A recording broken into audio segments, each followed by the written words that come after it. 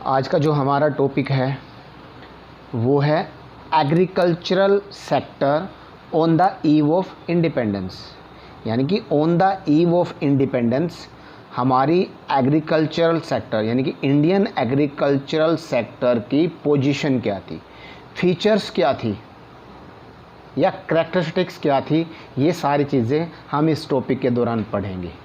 तो फर्स्ट शुरू करते हैं लो प्रोडक्शन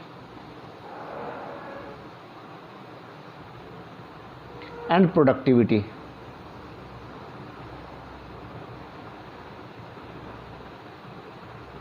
यदि हम इंडियन एग्रीकल्चरल सेक्टर की बात करें तो प्रोडक्शन और प्रोडक्टिविटी दोनों ही लो थी on the eve of independence, मतलब बहुत कम थी। प्रोडक्शन टोटल आउटपुट, प्रोडक्शन को हम सिंपल भाषा में लिख सकते हैं टोटल आउटपुट,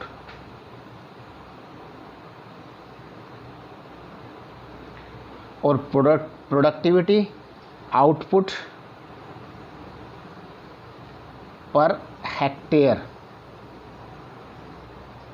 ऑफ लैंड। ये दो वर्ड हैं एक दूसरे से मिलते जुलते।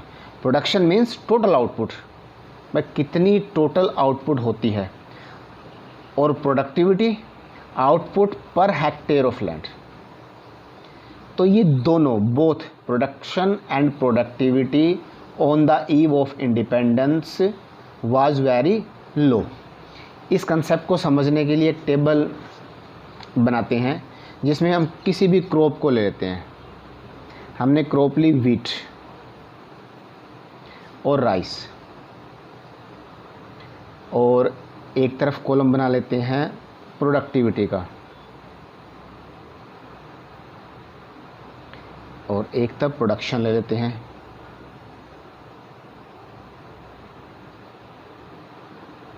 प्रोडक्टिविटी 1947 और 2016-17 ले लेते हैं, और प्रोडक्शन भी सेम ड्यूरेशन का 1947 सेम ईयर का, और 2016-17 ले लेते हैं। अब वीट की जो प्रोडक्टिविटी थी 660 productivity per hectare of land, ये प्रोडक्टिविटी थी वीट की। और राइस की प्रोडक्टिविटी की बात करें तो 665। अब इन 2016-17 की बात करें तो 3216 यह है प्रोडक्टिविटी किलोग्राम पर हेक्टेयर।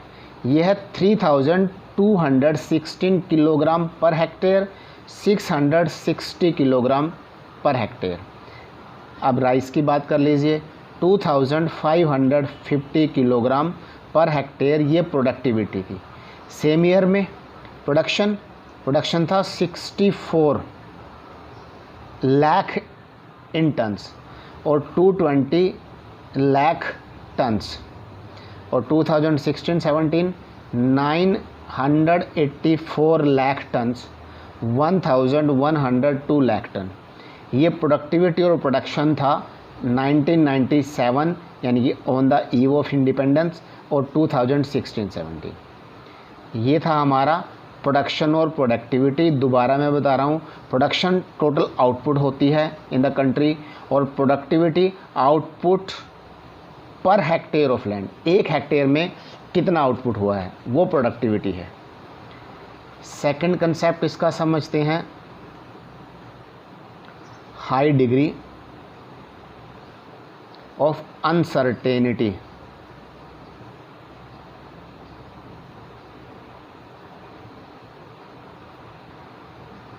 बहुत ज़्यादा अनिश्चित सर्कमस्टांसिस थे, अनसर्टेन पोजीशन थी हमारे सामने, किसानों के सामने, ज़मींदारों के सामने। इस अनसर्टेनिटी में हम बोल सकते हैं हमारे पास जो इरिगेशन सिस्टम है वो बिल्कुल नहीं था on the eve of independence. हम मैक्सिमम जो किसान होते थे, टिलर्स होते थे, फार्मर्स होते थे, वो रेनफॉल यानी कि बारिश पर डिपेंड होते थे, और बारिश अनिश्चित है, अनसर्टेन है।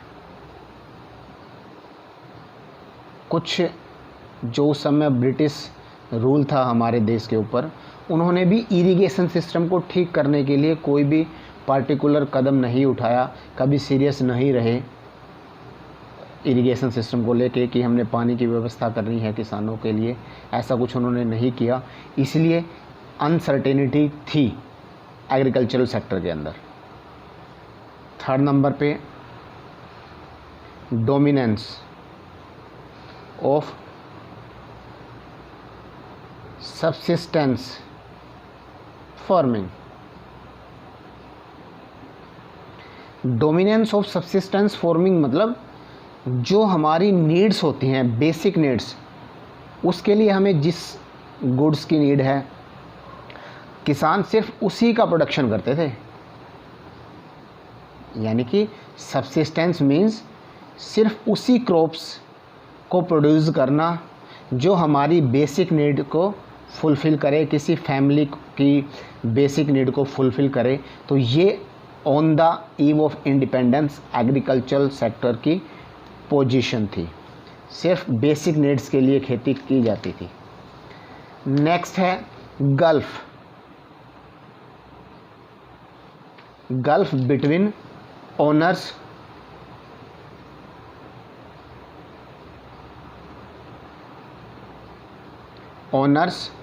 Of the soil and tillers of the soil. Owner of the soil जमींदार, जो उस अर्थ के, उस लैंड के मालिक होते थे, और tillers of the soil farmers. Tillers जो काम करते थे, जो प्रोडक्शन करते थे, जो खेत में फसल की देखभाल करते थे, वो टिलर्स ऑफ द सोयल है। तो एक बहुत बड़ा गैप, गल्फ मतलब गैप, यानी कि असहमति टिलर्स के अंदर भी थी, ओनर्स के अंदर भी थी, ज़मींदारों और फार्मर्स के अंदर हमेशा on the time of independence ये गल्फ, ये गैप रहा है, जिसकी वजह से हम ग्रोथ नहीं कर पाए एग्रीकल्चरल सेक्टर की। वो हमेशा सिर्फ बेसिक नीड्स को फुलफ़िल करने का एक जरिया रही थी on the eve of independence. Fifth number पे small and fragmented holdings. Small and fragmented holdings,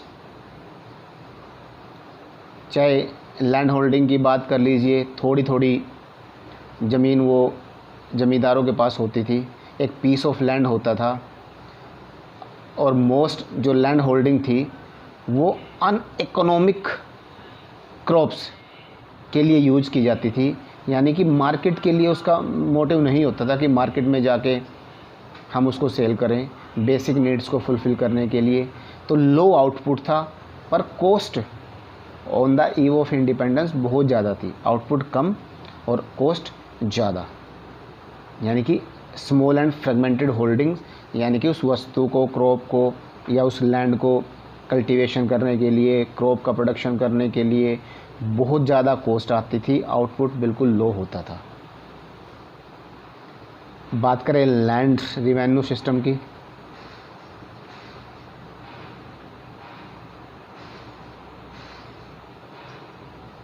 under the British rule,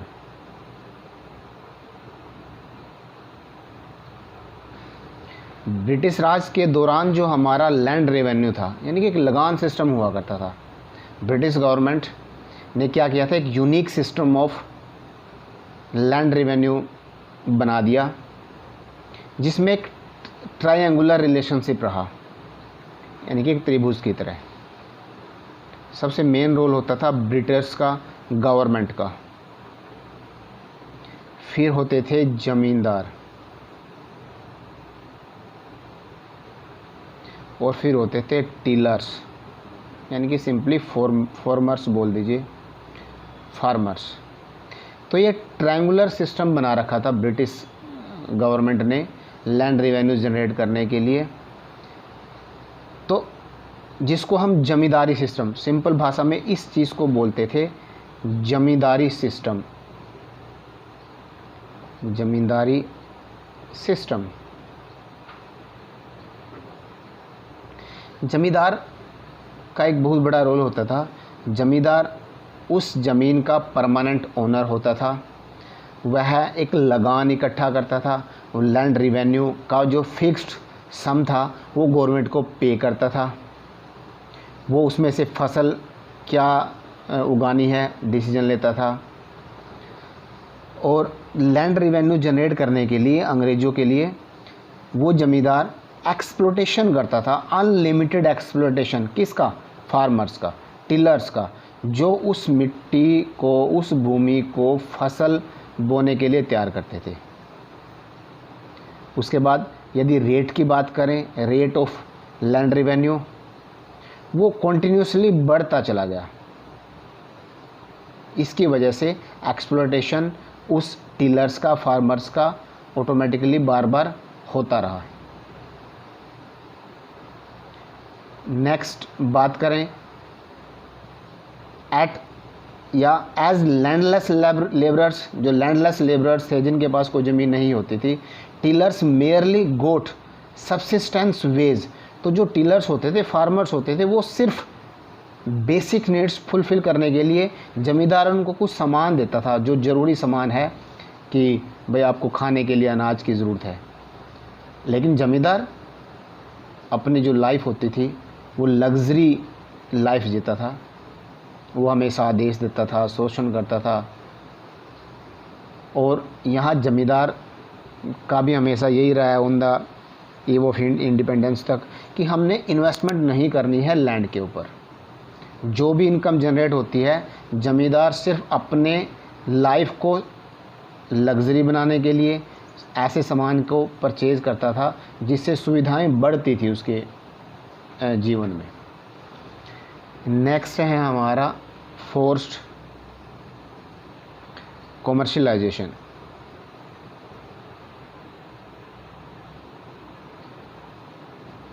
of agriculture. उसके बाद क्या हुआ? कॉमर्शलाइजेशन ऑफ द एग्रीकल्चर करना शुरू हो गया। कॉमर्शलाइजेशन ऑफ एग्रीकल्चर का मतलब होता है जो भी कल्टीवेशन प्रोसेस होती थी पहले होती थी सेल्फ मोटिवेटेड, अर्थात बेसिक नीड्स को फुलफ़िल करने के लिए। उसके बाद ये डाइवर्ट हो गई बेसिक नीड्स के साथ साथ कॉमर्शलाइजेशन के लिए, यानी कि मार्केट पर्पज़ के लिए, मार्केट में सेल करने के लिए भी हम कल्टीवेशन करने लगे। कॉमर्शियल क्रॉप उगानी शुरू कर दी फार्मर्स ने फोर्स किया कि कॉमर्शियल क्रॉप्स, जैसे इंडिगो एक एग्जांपल ले लेते हैं। इंडिगो एक ऐसी क्रॉप थी जिसकी मार्केट में बहुत ज़्यादा डिमांड थी। जो टेक्सटाइल इंडस्ट्रीज़ यानी कि कपड़े से संबंधित औद्योगिक संस्थान थे, उनको कपड़े को डाई करने के लिए, ब्लीच करने के लिए इंडिगो की नीड थी। इसलिए इंडिगो की फसल किसानों ने शुरू कर दी उगानी कॉमर्शलाइजेशन पर्पज़ के लिए। कई बार इन किसानों को, ये ज़मींदारों को अंग्रेज़ों की तरफ से एडवांस में पेमेंट कर दी जाती थी for the cultivation of indigo नील की खेती करने के लिए। उसके बाद ये इंडस्ट्री ग्रो करती चली गई। फैमिली कंजम्पशन के साथ साथ मार्केट में भी उस गुड्स को, उस क्रॉप को बेचना शुरू कर दिया गया। लेकिन एक कंक्लूजन में बात करें तो बहुत ज़्यादा बैकवर्डनेस ऑफ एग्रीकल्चर सेक्टर थी on the eve of independence. जो मैंने आपको कराया है कि लो प्रोडक्टिविटी थी, लो प्रोडक्शन था, हाई डिग्री ऑफ अनसर्टेनिटी थी, डोमिनेंस ऑफ सब्सिस्टेंस फार्मिंग थी, gulf between owners of the soil and tillers of the soil रही है, ये बैकवर्डनेस थी। और इसके बाद हम शुरू करेंगे industrial sector on the eve of independence.